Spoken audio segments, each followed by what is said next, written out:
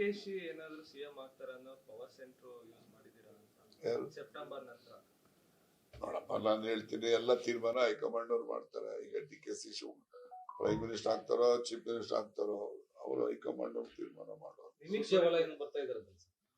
Paper ಅಲ್ಲಿ ನೋಡಿದೆ 30ನೇ ತಾರೀಕು ಬರ್ತಂತ ಬರ್ಲಿ. ತಮಗೂ ತಾಕೀತ್ ಮಾಡ್ಬೋದು ಅಂತ. ಏನ್ ತಾಕಿತ್ತು? ಮಾತಾಡಬೇಡಿ ಅಂತ ಹೇಳಿ. ಏನ್ ಮಾತಾಡ್ತಾರ? ಅಯ್ಯೋ, ಬಹಳ ದೊಡ್ಡ ಕಾರ್ಯಕ್ರಮ ಮಾಡಿ ಡಿಕೆಶಿ ಕರೆಸ್ಕೊಂಡು ಒಂದಾದ್ರಿ ಅಂತ ಮಾತು. ಯಾವತ್ತೂ ಎರಡಾಗಿದ್ದೀವಿ, ಸದಾ ಕಾಲ ಒಂದೇ. ಪಕ್ಷದಲ್ಲಿ ಅಧ್ಯಕ್ಷರಿರುವಂತ ಕಾಲದಲ್ಲಿ ಅಧ್ಯಕ್ಷರಿಗೆ ಏನ್ ಗೌರವ ಕೊಡಬೇಕು ಅದು ಕೊಡ್ತೀವಿ.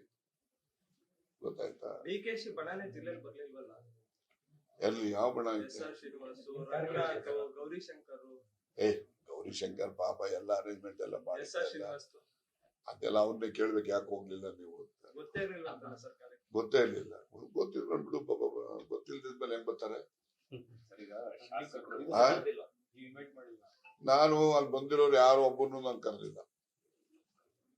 ಆ ಸಮಿತಿಯವರು ಹೋಗಿ ಕರೆದಿರ್ತಾರೆ ಹೊರತು ಇನ್ಕ್ಲೂಡಿಂಗ್ ಚೀಫ್ ಮಿನಿಸ್ಟರ್ ನಾವು ಬರ್ಬೇಕು ಸರ್ ಈ ಕಾರ್ಯಕ್ರಮ ಇದೆ ಅಂತ ನಾನು ಹೇಳಿಲ್ಲ. ಸ್ವಇಚ್ಛೆ ಅಲ್ಲ, ಏನು ಆ ಸಮಿತಿ ಇದೆ, ಸಮಿತಿಯವರ ಮನವಿ ಮೇರೆಗೆ ಎಲ್ಲ ಬಂದಿರ್ತಕ್ಕಂಥ. ನಾನು ಯಾರಿಗೂ ಕೂಡ ಈ ಕಾರ್ಯಕ್ರಮ ಇದೆ, ಈ ತರ ಇದೆ, ಹಿಂಗ್ ಬನ್ನಿ ಅಂತ ಹೇಳಿಲ್ಲ. ಮತ್ತೆ ಈ ಕಾರ್ಯಕ್ರಮದ ಏನು ಸಂಘಟನೆಗೂ ಕೂಡ ನಾನು ಭಾಗಿ ಇಲ್ಲ. ರಾಯರೆಡ್ಡಿ ಅವರು ಹೇಳಿದ್ದಾರೆ ಸಿಎಂ ಬದಲಾವಣೆ ಯಾವತ್ತು ಕಾರಣಪ್ಪ ಅವ್ರು ಹೇಳಿದ್ದಾರೆ. ಅವ್ರು ಹೇಳಿ ಸತ್ಯ ಆಗ್ಬೋದು, ಅಸತ್ಯ ಆಗ್ಬೋದು, ಅದೆಲ್ಲ ಕಾಲ ತೀರ್ಮಾನ ಮಾಡುತ್ತೆ. ತಮ್ಮ ಪ್ರಕಾರ ಸರ್ ಕಾಲ ತೀರ್ಮಾನ ಮಾಡುತ್ತೆ.